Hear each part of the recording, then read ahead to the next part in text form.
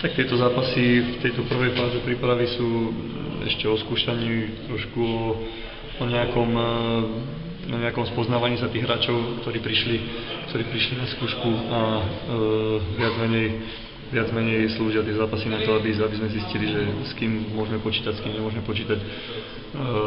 Samozrejme, dobre je vyhrávať zápasy alebo učiť sa vyhrávať zápasy kvôli sebavedomiu.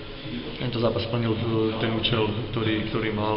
Zvíťazili sme, ukázali nejaké nedostatky, ktoré sme mali v tej našej hre, ale myslím si, že na to ešte bude dosť času v tých zostávajúcich 2,5 týždňov, aby sme to odstranili, keď sa už ten káder dá dokopy a sfinalizuje sa.